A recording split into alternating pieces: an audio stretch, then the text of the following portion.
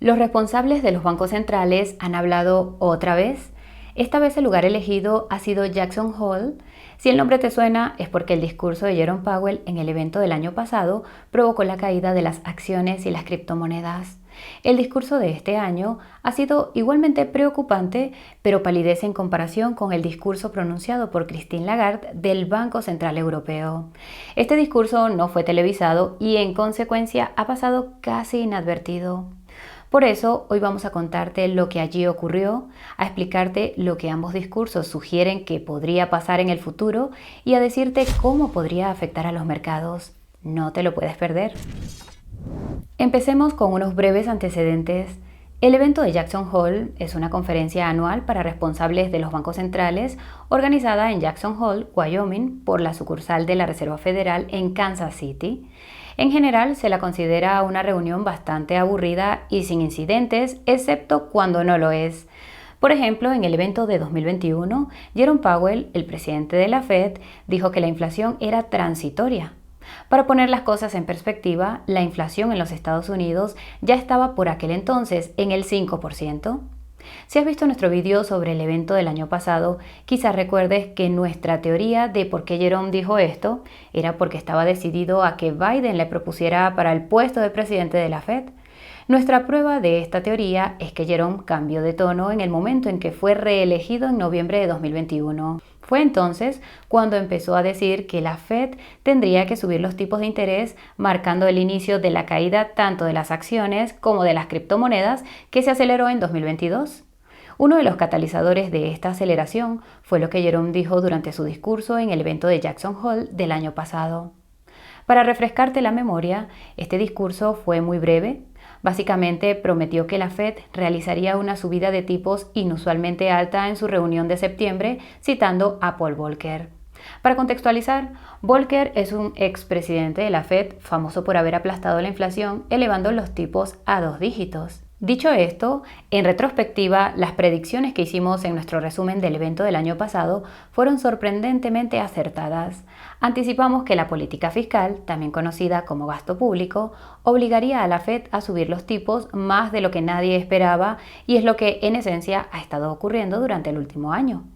También anticipamos que los meses siguientes al evento ofrecerían una oportunidad increíble para comprar la caída de la mayoría de las criptomonedas y he aquí que este mercado se hundió debido a la implosión de FTX y Alameda en noviembre. Obviamente no anticipamos que ese fuera el factor. Creíamos que el factor estaría relacionado con otro repunte de la inflación causado por los elevados costes de la energía en todo el mundo a causa de un frío invierno en Europa. Resulta que el invierno pasado fue anormalmente cálido en esta región. No obstante, es posible que esta predicción y otra más se cumplan. Más adelante hablaremos de ello. El discurso de Jerome ha sido cuando menos interesante. Empezó diciendo que el discurso de este año era más largo, pero que el mensaje subyacente es el mismo que el del año pasado. Lógicamente, esto sugiere que la Fed aún está lejos de haber terminado con sus subidas de tipos. Jerome continuó diciendo que la Fed se ha comprometido a volver a situar la inflación en el 2% y que ésta aún no ha alcanzado este objetivo. En consecuencia, la Fed mantendrá los tipos altos durante el tiempo necesario para que la inflación vuelva al 2% y los subirá aún más si es necesario. A continuación, explicó que la inflación es alta debido a la reducción del suministro de bienes y servicios consecuencia de las restricciones por la pandemia y al enorme crecimiento de la demanda debido a todos los estímulos. Dijo que la oferta y la demanda tardarán algún tiempo en volver a equilibrarse. En particular, afirmó que a este proceso aún le queda un, citamos, largo camino por recorrer, incluso con los, citamos, recientes datos más favorables. En otras palabras, el reciente descenso de la inflación que hemos experimentado no es suficiente para satisfacer a la Fed. Jerome pasó a citar los datos más recientes del IPC, el IPC subyacente, el PCE y el PCE subyacente. Tras hacerlo, reiteró que la Fed necesita ver más datos antes de poder declarar la victoria sobre la inflación. También hizo hincapié en el hecho de que la Fed no sabe dónde se asentará la inflación y continuó recordando a todo el mundo que a la Fed lo que más le preocupa en materia de inflación es el IPC subyacente. Jerome explicó que más de la mitad del IPC subyacente está formado por los denominados servicios no relacionados con la vivienda y advirtió que esta parte de la cesta del IPC subyacente se ha movido lateralmente, no ha bajado. Por si sirve de algo, los componentes de bienes y servicios relacionados con la vivienda del IPC subyacente han bajado. Y por supuesto, la única forma de que baje este componente de servicios no relacionados con la vivienda del IPC subyacente es que aumente el desempleo. El problema es que la economía no se está enfriando como se esperaba, al menos según Jerome. De hecho, incluso la vivienda parece estar repuntando y eso podría significar más inflación. Jerome terminó su discurso subrayando que el 2% sigue siendo el objetivo de inflación de la Fed. Esto fue quizás un guiño a un artículo publicado por el Wall Street Journal unos días antes que especulaba con que la Fed abriría la puerta a la posibilidad de elevar un poco su objetivo de inflación en Jackson Hole. Jerome también dijo que actualmente no es posible evaluar dónde se encuentra el tipo de interés neutral actual. Esto es coherente con su comentario anterior sobre no saber dónde podría asentarse la inflación. Por alguna razón, todos los analistas parecen centrarse en el comentario sobre el tipo neutral cuando ni siquiera es lo más jugoso.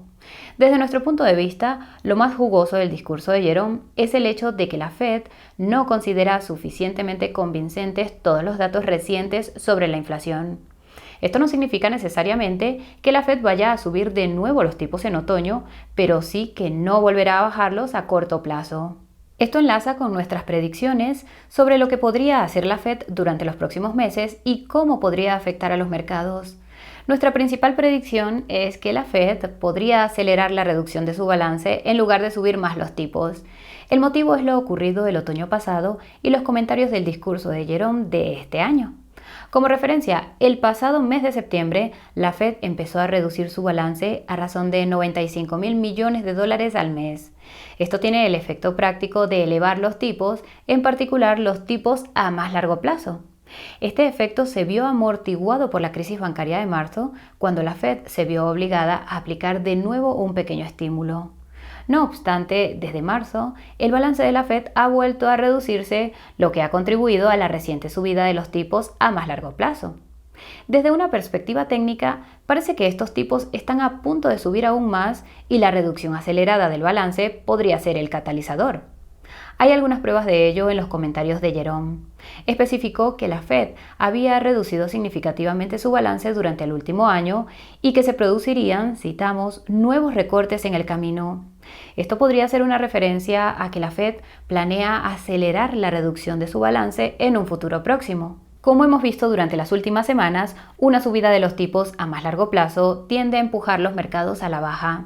Esto se debe probablemente a que el aumento de estos tipos perjudica más a la economía real. Un ejemplo es el aumento de los tipos hipotecarios, que recientemente alcanzaron su punto más alto de los últimos 20 años.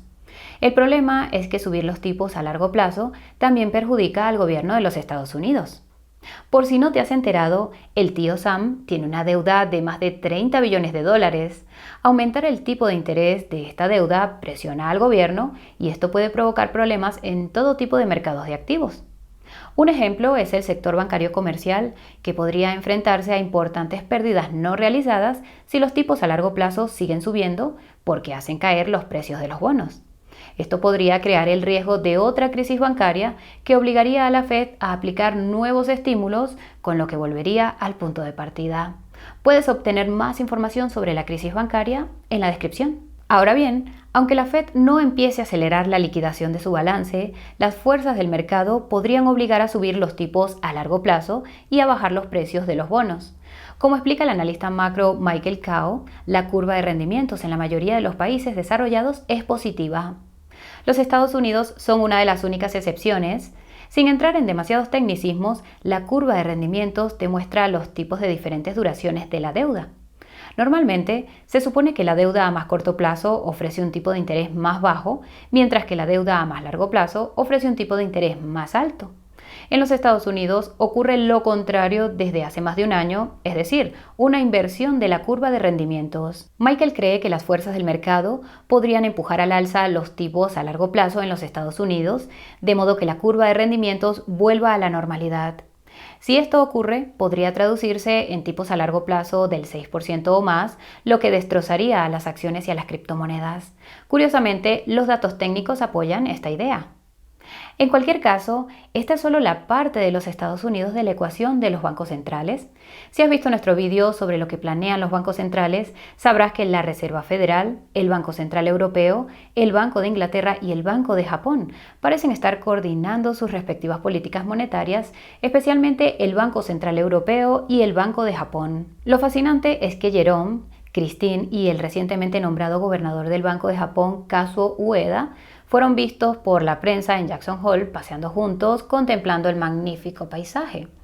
Cabe suponer que también discutieron entre ellos en algún momento sobre política monetaria. Por desgracia, estas conversaciones, si es que se produjeron, tuvieron lugar a puerta cerrada. Lo mismo ocurrió con el discurso de Christine y la mesa redonda en la que participó Kazuo. Afortunadamente, el BCE publicó la transcripción del primero y la prensa se hizo eco del segundo. No te equivoques, ambos están estrechamente relacionados. Para quienes no estén familiarizados, se cree que el BCE solo puede subir los tipos mientras el Banco de Japón siga aplicando estímulos. El motivo es que incentiva a los inversores japoneses a comprar bonos extranjeros, incluidos los europeos, lo que mantiene bajos los tipos a largo plazo. Teniendo esto en cuenta, los comentarios de Kazuo sobre que la inflación no es lo suficientemente alta como para que el Banco de Japón deje de aplicar estímulos podrían no ser más que una excusa para dar a Christine más espacio para seguir subiendo los tipos. Esto es algo que se necesita desesperadamente, dado que la inflación en la Unión Europea sigue siendo extremadamente alta. Y ello a pesar de que las economías de muchos países europeos parecen desintegrarse, sobre todo la alemana. Esto ha puesto al BCE en una posición muy difícil desde el punto de vista de la política monetaria y significa que debe ser cada vez más cuidadoso con la forma en que se comunica con el público. Antes de analizar el discurso de Christine, merece la pena analizar rápidamente una breve entrevista que concedió a Bloomberg en Jackson Hole. Explicó todo el trabajo que supuso el discurso y subrayó los 3 temas en los que se centró: el mercado laboral, el mercado energético y las tensiones geopolíticas. Lo revelador es que Christine dijo que el BCE ya no puede confiar en los modelos económicos debido a estos factores inherentemente impredecibles.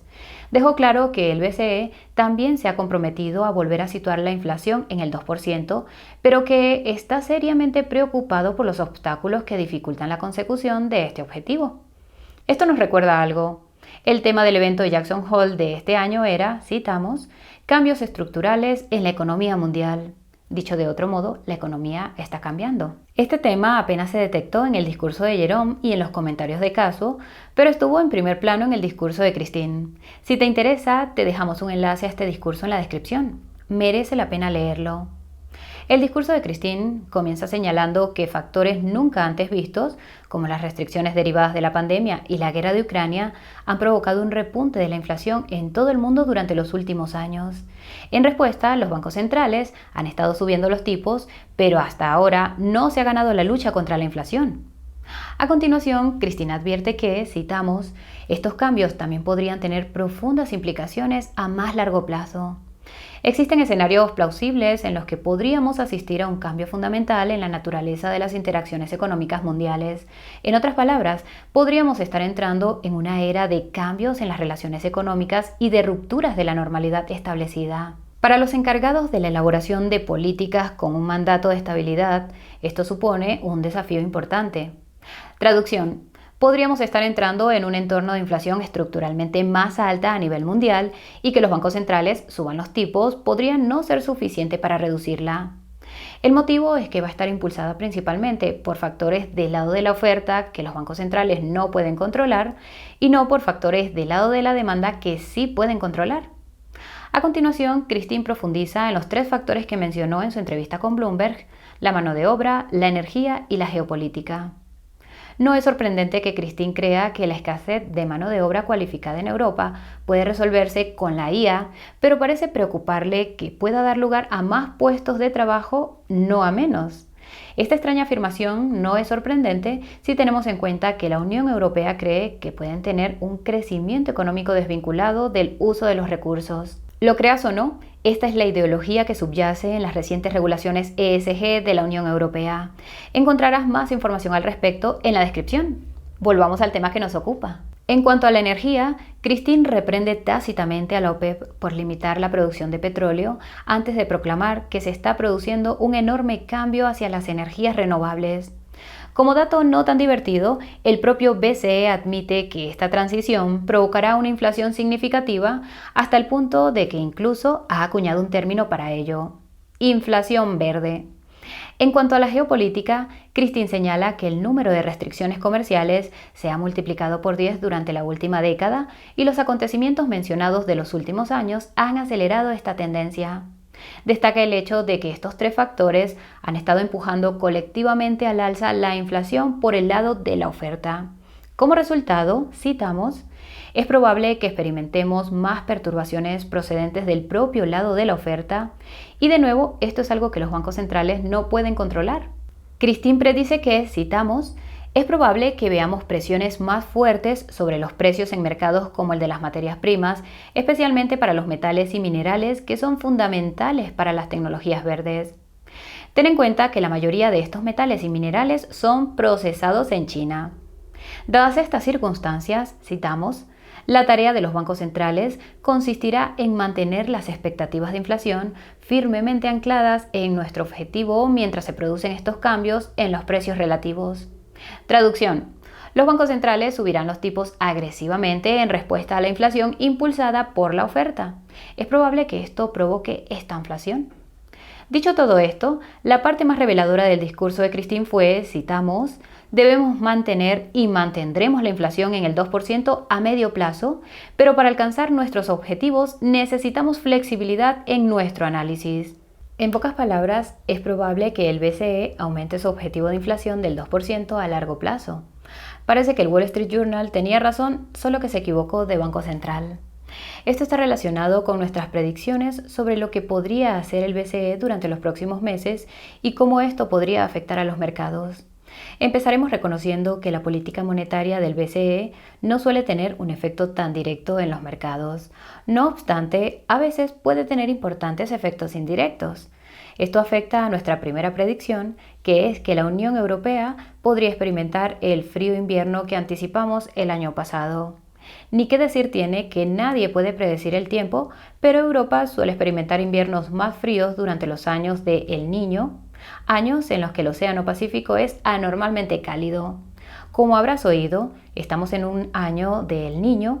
Como informa el Financial Times, citamos, no hay almacenamiento suficiente para toda la demanda de gas de Europa y riesgos como las temperaturas más frías y las interrupciones del suministro mundial pueden hacer que Europa busque de nuevo fuentes alternativas de gas como ya hizo el año pasado. Lo que estás viendo son los efectos de la compra por parte de Europa de dicho gas natural de dichas fuentes alternativas. Provocó que los precios del gas se duplicaran. También provocó una subida de los precios de otras materias primas energéticas porque los países a los que la Unión Europea superó en la oferta de gas natural tuvieron que pujar por otras fuentes de energía en su lugar. Considera que esto es lo que ocurrió con las materias primas energéticas durante un invierno suave en Europa. Si hay un invierno frío o incluso un par de olas de frío, Europa podría empezar a comprar muchas materias primas energéticas. Esto haría que los precios de la energía subieran aún más, lo que podría provocar un aumento de la inflación en todo el mundo. A su vez, los bancos centrales, tanto de la Unión Europea como de otras jurisdicciones que se enfrenten a esta inflación impulsada por la energía, como dijo Christine en su discurso, tendrían que subir los tipos en respuesta para mantener ancladas las expectativas de inflación. Esto provocaría la caída de los precios de la mayoría de los activos, ya que los consumidores y las empresas se verían presionados. Nuestra segunda predicción es técnicamente la de Christine. Habrá una inflación persistentemente alta en determinadas materias primas debido a las tensiones geopolíticas.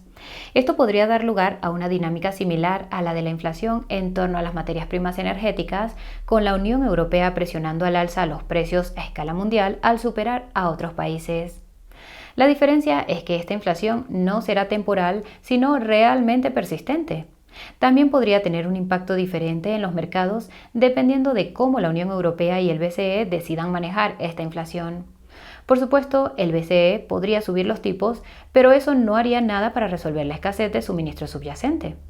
Si la Unión Europea se toma en serio la cuestión de volverse ecológica, la única solución sería alinearse geopolíticamente con China y con los demás países del sur global que producen y procesan los metales y minerales de tierras raras, posiblemente incluso con Rusia. Esto parece imposible, pero cualquier cosa es justificable en nombre de una ideología.